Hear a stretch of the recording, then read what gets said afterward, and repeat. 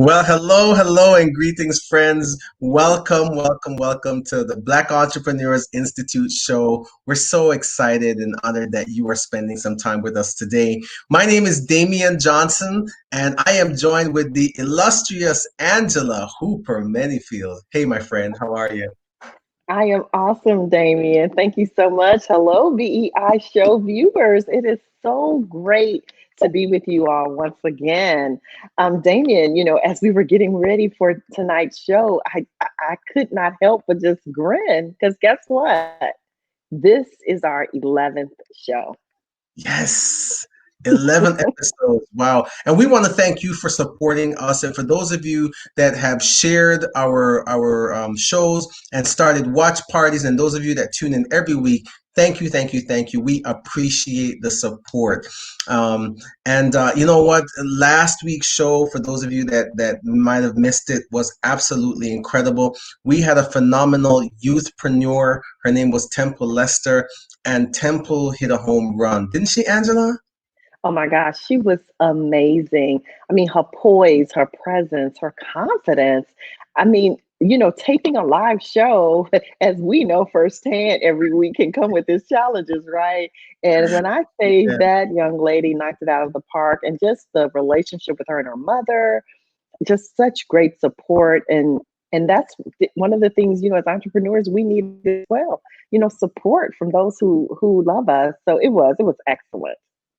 Yeah, and the truth be told, there were so many golden nuggets. I mean, there she really dropped some great gold, and it was inspiring. You don't have to be a young person to be inspired by Temple. I mean, even as adults, there was so much to take away. Angela, one of the my favorite things that Temple talked about was how she was just able to just be true to herself and stand in her own authenticity as a young girl. I think she started at age 9, and she just knew that she had a love for arts. I'm sorry, for math and science. And so while other young ladies her age might have been doing other things, she was focused on math and science, and many times was the only girl there. And but she was true to herself, and that blossomed into an amazing business. And so there was a nugget there for me too in that standing in your authenticity.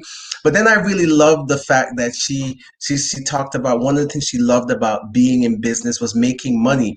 And so often entrepreneurs, they'll talk about all their big why for starting their business, and very rarely will you hear someone talk about the profit motivation. And if you're in business to make a profit. And so I just love that she has, you know, old people wisdom, and I just loved her. What was your favorite takeaway, Angela? My favorite takeaway, I believe, was just when she talked about again being the only girl at the camp and everybody kept calling her a princess, and not referring to her as a scientist, so to speak. And she basically said she traded in her a crown for her lab coat. And I was like, I am Mm. loving this. So I'll say it again. I said it last week. If you have a child, grandchild, know a child, was a child, I don't care who you are, everybody needs to see that show. No doubt about it. But for tonight, we have an amazing show lined up for you. Let me tell you, friends, you want to grab your pen and paper because this show is going to be a killer show. Listen, for us at the Black Entrepreneurs Institute, we value your attention and your time. And so we always are looking for ways to add value to you. And that includes bringing you expert content. And so when you take a look at the environment that we're in, we're in a season in this country of massive social unrest. You guys see the news, right? And so there's no doubt that diversity and inclusion is a very, very hot topic. And so we're seeing that come up in all kinds of organizations. And so we wanted to bring to you someone that could really speak into this topic. And so we have the pleasure tonight of sharing with you an interview that we did with our guest expert, Joshua Rich. And so I want to encourage you again. It's going to be good. I promise you. Start the watch party, share the broadcast, get your friends to tune in because it's gonna be great. You're gonna get tremendous value. So Angela, why don't you go ahead and introduce Josh and let's kick it off. So Joshua Rich is what we would consider an expert corporate trainer. You know, there's a saying that says you have to do something 10,000 times to be an expert in it. Well, Josh has over 10 years. So we have no doubt that he has put in his time and the hours. And not only is he an expert in HR, recruitment and training, but he is an expert as well with diversity and inclusion. So that's one of his specialties or his niches. And what we also have seen, especially if you follow the EL community, that Josh, like us, has partnered with Paul and Roddy and put together an amazing program called Another Seat at the Table, which we will tell you more about after the show if you haven't heard of it. But hey, without any further ado, let's just jump into our great interview with Josh. Let's do it.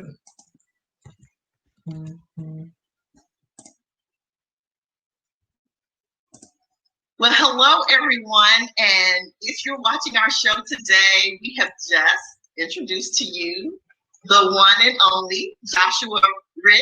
And wow. About Josh. Yes. And so in our EL community, many of you already know Josh, and we kind of talked about that a little bit before, but Josh has so much information he wants to share with us.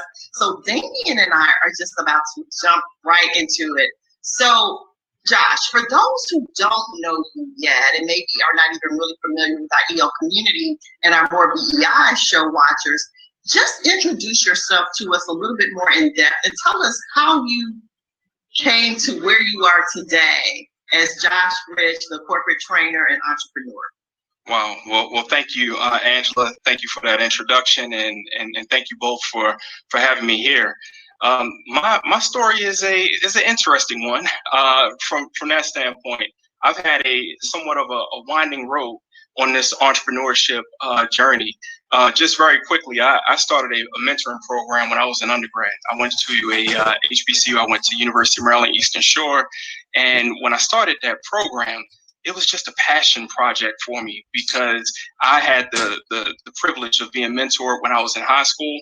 And we were looking for a way as a university to connect with the local community there. And mentoring was really that key that was able to bring the local community as well as the university together. So I was a part of a group that mentored local high school students. We mentored about 20 at-risk high school seniors who were on the verge of not being able to graduate. We started that program in March, and I'm gonna date myself a little bit here, in March of 2004.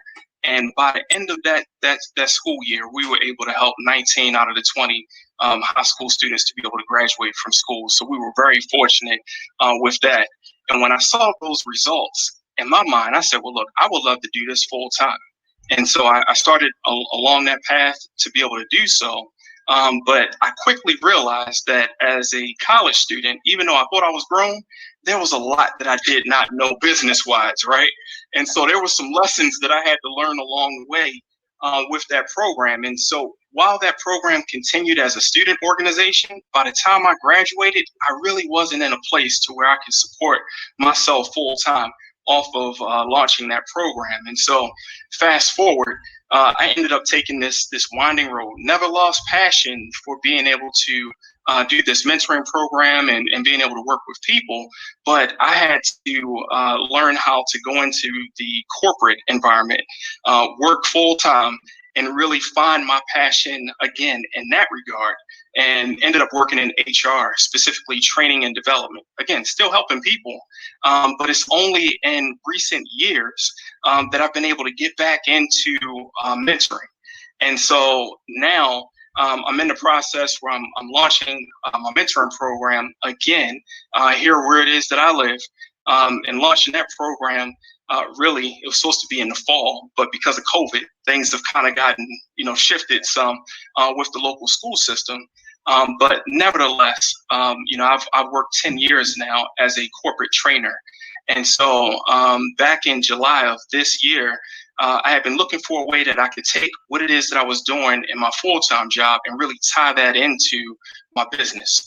And I was able to start this diversity and inclusion program and launched it with the Empowered Living community. So in a nutshell, I've had a winding road to be able to get there, but I'm starting to really see how the synergy of my professional experience is coming together with that passion project that I still been wanting to really go full throttle with, and it's starting to come into fruition. So I'm really excited about that. That's great. And just, Damien, myself, Nicole, Cedric, I just want you to know we're all products of the product. So we all have another seat at the table. Awesome. And just this weekend, so I'm gonna give myself a little pat on the back. I just got my SHRM certification for the next 2 years. Congratulations. So the instructions and the help that you even gave in that component, I want to thank you for that as well, because I am truly excited about being able to use this in the work that I do and the clients that I serve. That is wonderful. Thank you. Thank you. Josh, I really loved what you just shared, because it just goes to prove that, in this journey of life, no experience is ever really wasted. So even though it looked like you might have been going left to go right, all of it sort of dovetails together, and now you are where you are. So let me ask you this question, because, you've done an amazing job with the Another Seat at the Table Diversity and Inclusion program. And, there's always just tons of information out there. There's tons of books on D&I in the marketplace. So can you share a little bit about what the motivation was, the impetus for you to create this program? Certainly, and thank you for that.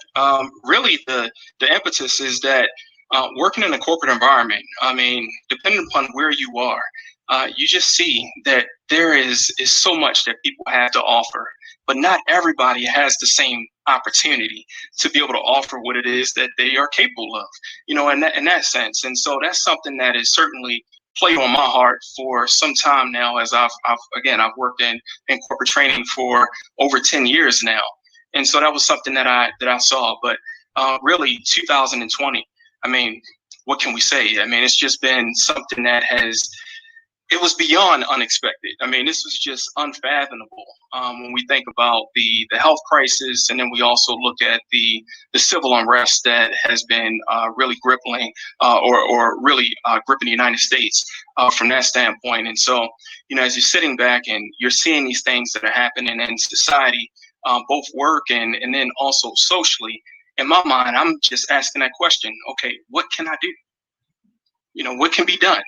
And so this idea of diversity and inclusion, this isn't new. This is something that companies have been working through for a very long time. But by the same token, there's a difference between really taking ownership of that program, of this thinking, versus just kind of checking the box from a compliance standpoint.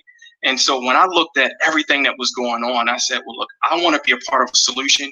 People are looking for some type of action that they can take to help bring about change in society, but also where they work and where they live. And I just felt like this diversity and inclusion training could play a part in that. And so that's really what propelled this idea, and then also being a part of the empowered living community. And it was a lot of synergy there to bring this forward. And in that sense, I was just very fortunate to be able to find some great partners like the empowered living community. Oh, that's awesome. It is definitely, and we can't, echo that any greater, because Paul and Ryan have been excellent partners as well for the Black Entrepreneurs Institute. Absolutely. So let me ask you this. One of the lanes, and actually a pretty dominant lane in my business, is HR consultation. Mm-hmm. And I know other, who've worked in HR who now, whether it's using the leadership content, some of the content that they subscribe to in the EO community, or their own content, they want to serve maybe those organizations that don't offer the same type of training. So in HR in the corporate space, what would you recommend as a way for people like me and others with businesses in HR to approach organizations and try to get in the door with maybe something that they bring that's unique from what that organization already offers? Yeah, so I think, to your point, it's really in my mind, starting where you are, right? And I mean, as entrepreneurs, we certainly understand the power of a network, right? And being able to speak to the people within your network and finding out, well, what's their quote unquote pain point? And if they are working in a corporate environment, what's the pain point of that organization from a training perspective, and doing a good job of listening to what it is that's needed. And when I talk about a network, that network is going to be able to help us, help you, as you know, to be able to get a listen to from maybe that organization's HR team, to where you can describe the types of solutions that you can bring to them training wise, especially as it relates to diversity and inclusion. So I would say, one, having those conversations and just asking, what do you need help with? Or what can I assist you with? And then going back and looking at your resources and saying, I believe that I have a program that can help with that. And I would just say with the another seat at the table program, one of the things that was a major goal was for the program to be flexible. Mm-hmm. Flexible in the sense that it's not losing the content, the core content that was built into the program, but flexible enough that maybe XYZ Corporation, they didn't need all 8 hours that may be available in terms of that training there. They needed 4 hours to go over some specific aspects that program provides, and being able to tailor it for what it is that particular audience needs there. And so I think by listening to those pain points and kind of having that discovery conversation, that really leads us in terms of how we best present the solutions that we have. I like that. Josh, thanks for that. That's incredibly helpful. So I know, because I have the content, as Angela shared, that it is built on 4 primary pillars. And I would love if you could maybe share a little bit about why that is. I mean, we know that the 4 pillars are awareness, empathy, opportunity, and engagement. Can you talk about why the program's built on those primary things? Yes. So I think that as this program was being created, the goal that I really had in mind is that we wanted this to be something different. Something different in the sense that when I've spoken to people about diversity and inclusion training, if you ask them what diversity means, I think pretty much everybody can give you a definition of what diversity is. If you ask them about inclusion, I think that everybody could probably give you a definition of what inclusion is. But more than just being able to give those definitions, what are the tangible steps that they can take to be able to carry out that type of change, or to be able to show that not only are they aware, but they're practicing the principles that are associated with this. And so when we look at what's happening right now in society, I think awareness is a big piece. People have to first be aware of the issue that is going on. And when they're aware of it, shifting that paradigm in the sense that they have to be empathetic. And so I say, well, they have to be empathetic. Well, who needs to be empathetic? Everyone needs to be empathetic. And so I think that in this particular time period, what I've gotten a lot of feedback on is that when people hear diversity and inclusion, they tend to associate that with race. And that's just what it is that they're looking at it as. And so they may say, okay, well, unless you are a African-American, unless you are a person of color, that you're not able to actually teach diversity and inclusion. And I would say that this does not just go in one direction. This is a two-direction program, in the sense that we all have things that we can learn about somebody else, right? And so even if today we're the ones that's asking for people to be empathetic towards the issues that we're encountering as a community, tomorrow it may be somebody else that needs that type of empathy. And are we willing to place ourselves in that other person's shoes so that we can see things from their perspective? See, if we're not doing active listening in terms of really being able to hear the heart behind what it is that someone is saying, whether we totally agree with what it is that's being said or not, I think we miss the opportunity for understanding. And so I think that when we look at it from that vantage point, where we have awareness, we have empathy, right? And then we talk about the opportunity, The opportunity is, hey, there's another a wrong time to do the right thing, as we've heard said before. But more than that, there's a financial opportunity that's associated with it. And so in this program, as I know you've heard, referenced a study by Accenture that said that there were over 1,800 senior executives of various Fortune 500 companies and so forth around the U.S. that were asked, well, how inclusive is their environment for the workplace? And the overwhelming majority of those executives, they said our environment is very inclusive. But then Accenture also asked the employees of those executives how inclusive their environment was. And there was a gap between how inclusive those senior executives felt their environment was and what the employees felt in terms of the inclusiveness of that environment. And that gap was $1 trillion. And so that's the financial aspect that's there for all organizations to be able to benefit from. So it's not just a large company. There are other companies, of all different sizes that can benefit from having diversity and inclusion training. And that's something that should be done, in my opinion, right from the beginning.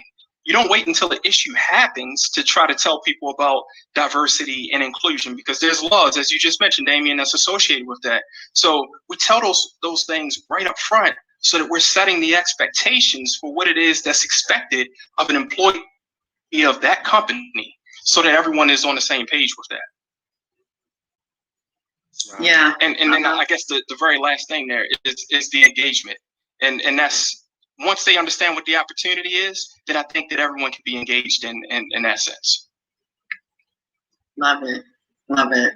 Like I said, this is one of my sweet spots as far as training, period. But D&I, had an opportunity to spend a lot of time in this space, and I worked for the federal government prior to starting my own business. And, this was one of those areas that I spent a lot of time with. And so you mentioned something that really resonated with me. We talked about the fact that we should be doing this in the beginning. Yes. So often people are reactive versus proactive in how they deal with training, and specifically this issue. And so what I have found of recent, and of course we're all very aware of the climate currently in the United States, is I often see a lot of people in what we would consider the dominant culture, or non-minorities actively saying, I'm reading this book, and I'm trying to learn more because I want to listen. And sometimes, not all the time, people who look like me, be it gender, be it race and whatnot, we think because we have experienced the lack of inclusion that we don't need to be trained as well. And so, I would just like for you, in with your training, mindset and art, to really speak into, even as, Black business owners, Hispanic business owners, women business owners, because too, what we also know is diversity is invisible as well, right? So why do we need it even as much,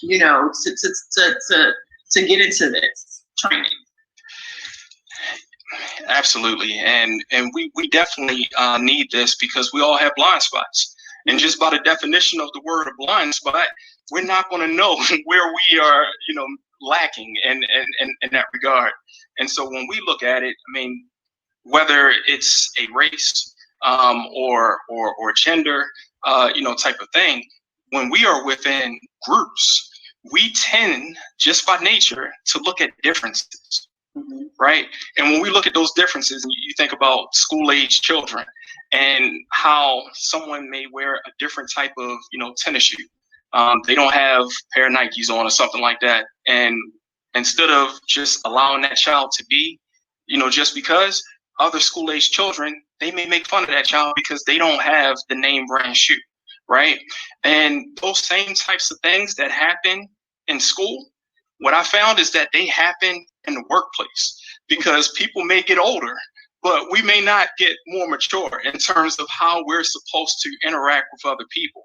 And so by not being more mature in that way, we're putting up barriers. We're not allowing for our work environment to be inclusive. And regardless of if the three of us are all Black, right?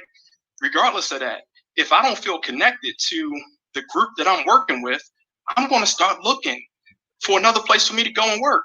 I might not quit until I get that other job, but I'm going to start looking because I want to be connected where it is that I'm working, and in that sense, because the majority of our time, I mean, let's be real about it, right? The majority of our time we're spending with people that are not our family when we're working a 9-to-5 job, right?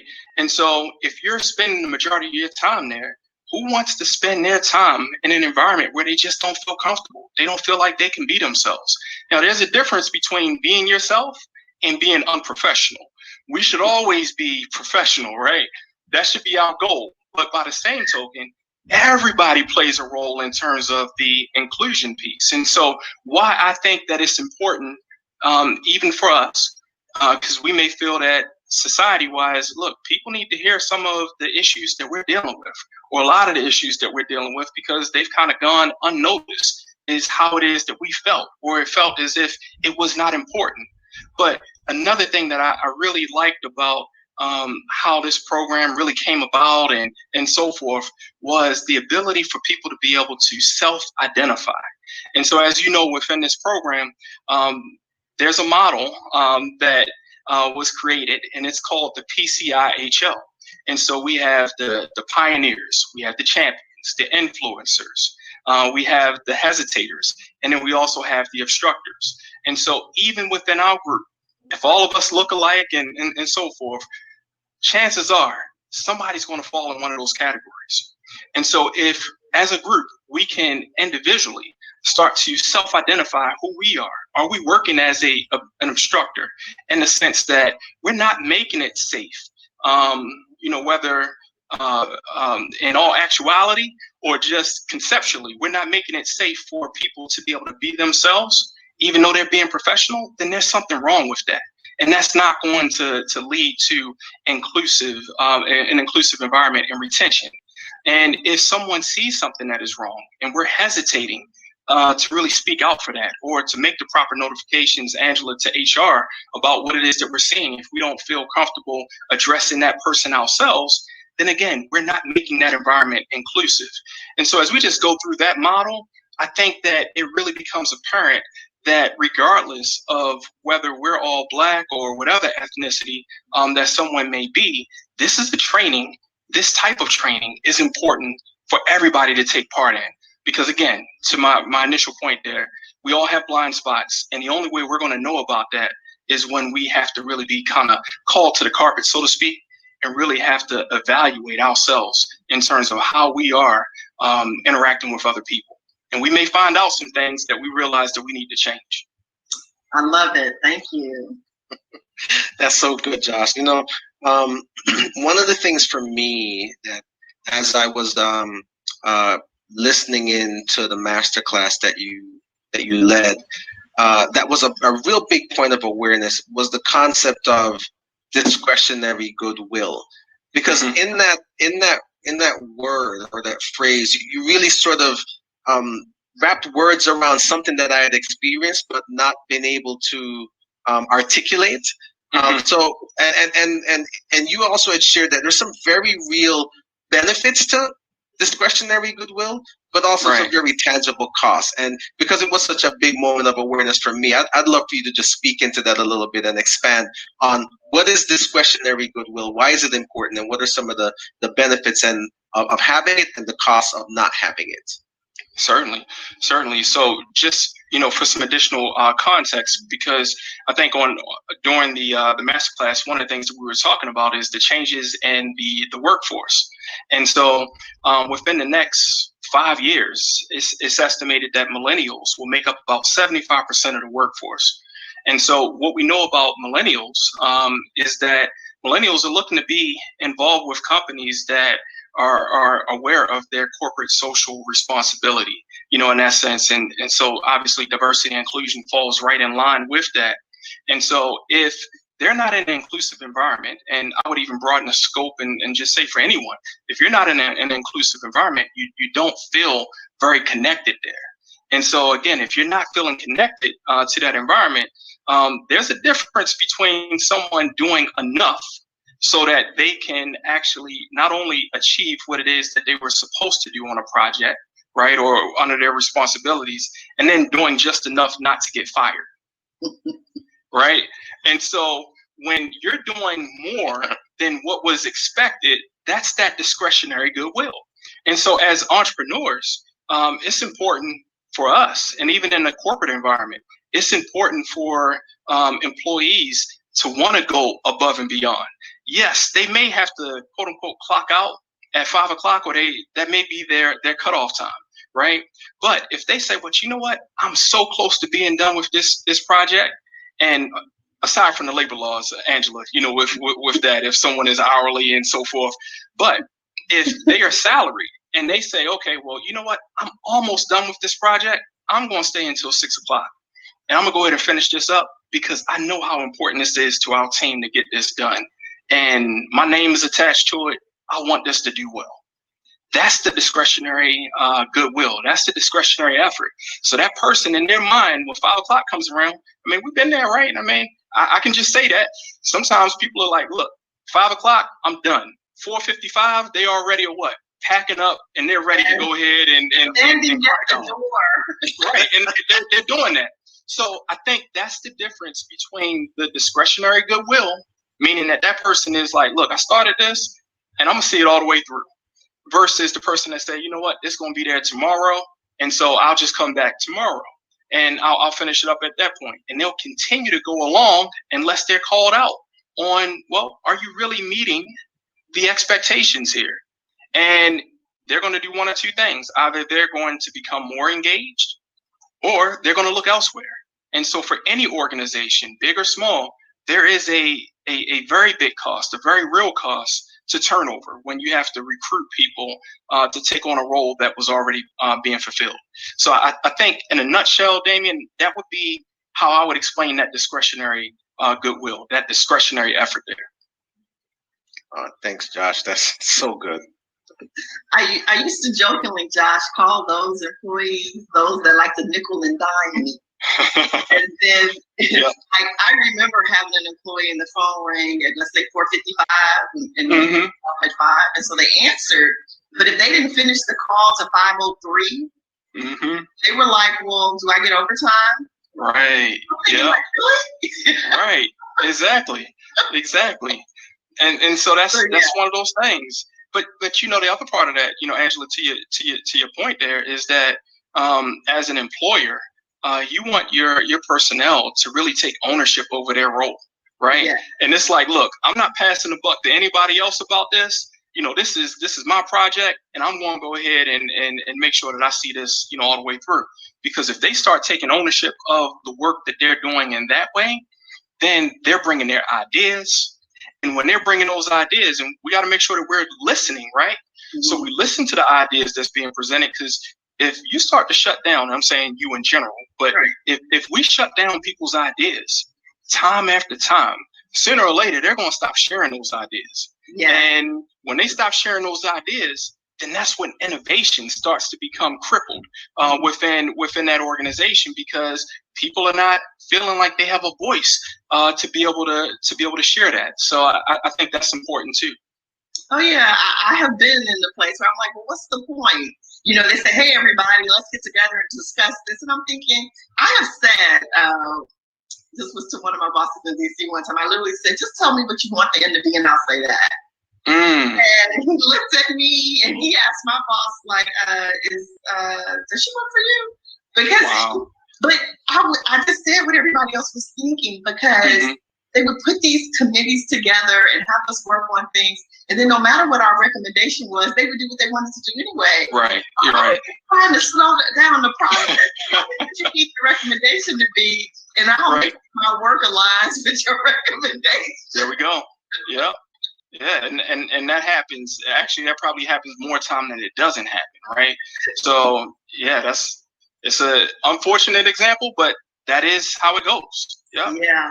So let me ask you this question, because when telling us about your background and how it all culminated and it brought you to this perfect opportunity now, there are other people who are listening, or watching this show then they have knowledge and things that have accumulated with them for years, and they want to be able to use that now to do their own thing. Can you just talk a little bit about how a person would begin to take their institutional knowledge, their years of experience, and create content? Like, Right. put that in a format that's digestible for other people, and that they would be willing to pay for it. Right. So a few things, and I know we're talking about entrepreneurs here. Okay, so I'm gonna make a statement, and I hope this is okay for me to say, but I really enjoy. I love my work, my job that I'm doing. Right. Right. But what I also understand more so now than ever is that if you are solely relying upon one stream of income, that you're really putting yourself in a very precarious situation there. Because if that stream goes away and you don't have savings, right, then what are you going to do to be able to survive? So it's not even a matter of if you want to be an entrepreneur or not, right? That's more so a necessity for survival, to look at how does your skill set in whatever industry it may be, how does that translate into something into the larger marketplace that people will want to pay for? And so, as I really started to juggle with that question and really look at it, because again, I have been doing corporate training for 10 years, now, in that sense. And I said, well, how do I, because I've always had this passion, how do I help to monetize that skill set? And so first off, it's documenting what it is that you do, right? So look at your job description.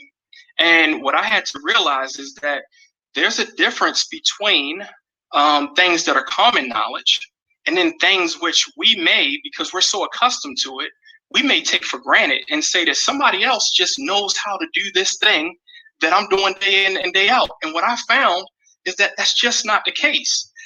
Many times we become so specialized that we think that everybody knows how to do that thing. For example, I'll take something as simple as, starting a Zoom meeting.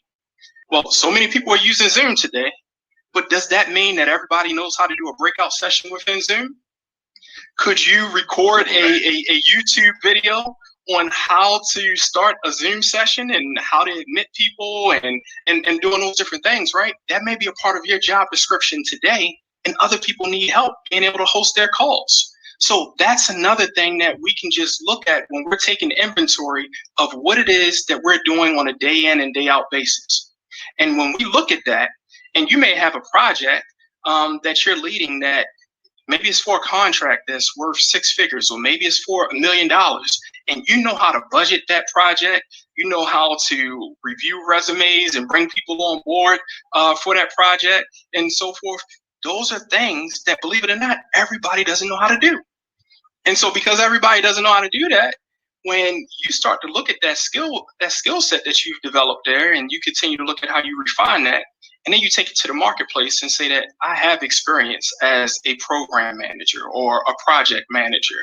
And before you know it, you may be able to have a side hustle, so to speak, to where you're doing that for somebody else. And you're doing that in your time off of work. So, I think that that's important to be able to note there. And I would just say, don't take those skills that you're developing, that you're refining, for granted. And then the last thing that I would just add, if I have a moment there, is an article that really encouraged me. And it was about a Harvard Business Review. And what Harvard Business Review found is that the average age for a successful entrepreneur is 45. And that really spoke to me because I'm approaching 40. I'm not 40 yet. I just had a birthday last week. But, I looked at that and I said, wow, okay, so there is quote unquote hope, even if you did not start at 20 years old, or if you were in college, because I think there's a misperception that you have to start at 20 years old or be a young founder in that way. But that's not the case. And part of the rationale that was shared in the Harvard Business Review is that when you're working in a corporate environment, or you're working for a company for X amount of years, as I was just sharing, you're developing a skill set. So the later that you wait to kind of start, if you're starting at 30 something or 40 or even 50, those numbers were just incredible when I saw that. But when you're waiting, you've built out a network of people that you work with. You started to understand processes that are associated with keeping that business up and going. And so when you step out on your own, you're just basically taking those same things that you learned and you're putting that into your business and putting that to work. And that allows you to scale a lot faster than you otherwise would. You know, like me speaking to my young self back in college, I didn't know those things, right? And so that really hindered me from being able to achieve the type of success right away that I wanted to be able to achieve. Yeah, I love that. Thank you. Josh, that was pure gold. And you know, I love the heart behind the answers that you just gave, because it shows that you really want to see other people prosper, and you're giving a wealth of information. And even in our BEI bootcamp, that's what we're set up to do, is to help entrepreneurs. And we've got entrepreneurs. Not all of them are young. We've got some that are older, right? And we see that drive to start business. And certainly, when you look at the unemployment rate, there's no question that having another stream of income, it's a safety net, right? And so I think it makes sense, because you never know what will happen to your job that you think is secure. I don't know that I believe in job security anymore, because I've seen too many turns in the economy. And so that's one of the reasons why we started the Black Entrepreneurs Institute Bootcamp, is to help entrepreneurs elevate their mindset and their money, and to give them a solid foundation on which they can build and scale a successful business, because that's our heart too. So thanks for being with us, Josh. This has been so good. I'm glad to be here, and thank you for the opportunity. I've really enjoyed and loved speaking with both of you. Oh no, it is our pleasure. So before we go, I guess I would say a couple of things. Number one, so everybody that's watching, if you'll check the link, we do have the link for another seat at the table. It's still purchasable, right? Some of us jumped on immediately, but you can still purchase it. So we want you to get the link. And if you are a trainer yourself, and this is the space that you're in, we can tell you that this is some great content. And Josh has made it really easy for us to be able to basically have a program in a box. Thank you. So we want to encourage people to buy that. And then if you're a business owner or you represent a company and you need someone to train, of course, all the BEI founders are trainers. There's other people here in our community that can serve you, but just don't sleep on bringing the diversity and inclusion content to your organization and to yourself. So Josh, I want to just allow you some final words to our community. And again, many of which are entrepreneurs, many of which are not. They just want to support the efforts that we're doing, but maybe just leave them with some last words as to, again, why we all just really need to take inventory and grow in this space. Absolutely. So one, I would just say, be encouraged. We can't always look at what the weather looks like outside right now at the moment, right? Because that doesn't show the sun that's on the other side if it's raining really hard, at that point. So it will stop raining at some point. We've had a lot of challenges that have come our way collectively this year specifically. But what I love about what BEI is doing right now, especially with the BEI bootcamp, is that what you need is to be surrounded around like-minded people.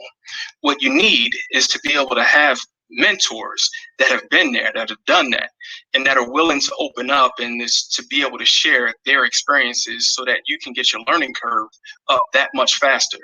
When we go at it on our own, it takes a little bit, right? Because we have to figure out all these different hats that we have to wear and when to change them and all of that, right? But if we can learn from others, then we can scale our business that much faster.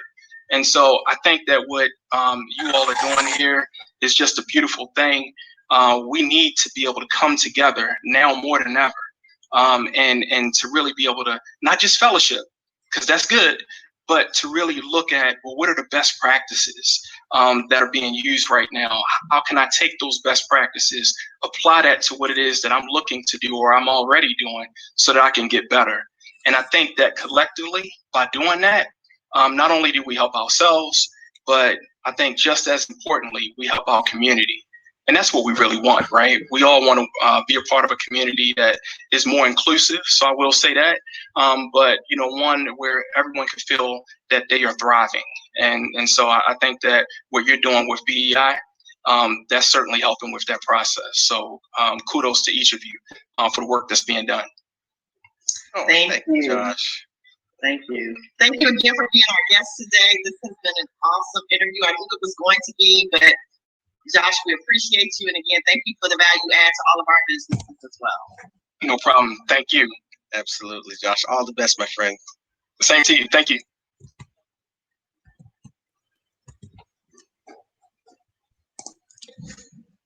We told you.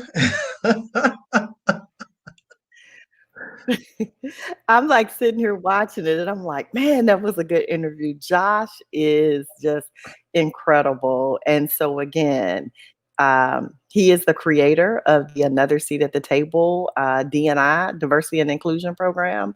And so the link should be posted in the comments. But if you are interested in elevating yourself, your business, your organization with this content, definitely reach out. Or if you just want someone else to bring the content in, like I said, we would love to serve you in that capacity as well. But yes, great interview. Yeah, that guy is a class act. I just loved it. Loved it, loved it, loved it. So I hope you got some nuggets from that, my friends. And Angela, what do we have coming up next? Tell the group what we're coming up next week. As you can tell, David is pretty excited. So let me tell you. So as we've continued to add features, what we've done is also add a feature to our show where you hear from the BEI founders. So you may recall last month, Dr. Nicole came in and just really taught us about millennials in the workplace. Well, this month, the month of September, our very own Damian Johnson will talk and just give you some teachings on sales. Now, I don't know about you guys, but when I first started my business, that was my weak spot. And Damian, in case you hadn't heard, he likes sales. So he'll be talking to us about sales. So Damian, you want to tell him, what you're bringing I just for got him to give next you week? one correction. I don't like sales. I love sales. Listen. Sales gets my juices flowing. And I've said this many times, Angela, for those of you that are entrepreneurs, if you're building a business of any sort, let me tell you this. You may be in a specific niche, but at the end of the day, you are in the business of sales, because unless you sell, that cash register is not ringing. And when you're an entrepreneur, you need to make that cash register ring. So on next Tuesday for our show, I get to have the spotlight. I'm so excited. And I'm going to bring to you some strategies on getting comfortable with sales. What do you do when you have a sales encounter? How do you get yourself into the sales mindset? How do you position your offer so that it's irresistible for the client, so that they see you as the solution? How do you communicate certainty? How do you transfer that to your customer? And so, guys, if you're wanting to move the needle, I'm about to go into seminar mode right now. You better hold me back. I know, I'm like, and let's be honest, come on now. Our show is an hour, Damien's, but he's going to give you plenty of nuggets. But if you want the rest, I'll tell you ahead of time, you got to join the boot camp because that's where he really brings it. But this has been a great show. And, we got to shout out our co-founders, Dr. Nicole and Cedric, who were not with us this evening, but you never know who'll be with us next week. So that's another reason why you watch, right? So Damien, I'll let you make some closing remarks and, you can bring it on. So friends, our desire is to serve you. We're all about bringing the value to you, because what we exist to do is to elevate your mindset and your money. And let me tell you, next week when I have the opportunity, I'm going to help you elevate your money, because I'm going to help you with sales. So don't miss it.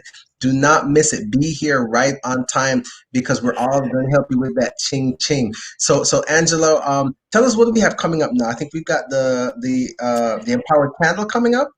The Empowered Candle Lighting is every night at 8:30 Eastern Standard Time, as it stands right now. And we have to remind them about the replay, Damien. So if you missed tonight's show, you just caught the tail end, and you're like, man, I'd love to see that. That Joshua guy was right on the money. You can watch the replay of tonight's show on Sunday afternoons, 3 o'clock p.m. Eastern Standard Time. But put it on your calendar, right? Mark your calendar for every Tuesday night at 7:30 p.m. Because here at the Black Entrepreneurs Institute, we're continuing to evolve, to add segments to our shows, because again, we're here for you. Absolutely. So thanks for joining us. We'll see you next week. And replay, like, share, bring a friend. Come join us and support the work that we're doing, because we're bringing the value for you. So thanks for joining us. Have a blessed and wonderful night. We'll see you next time. Bye, everybody.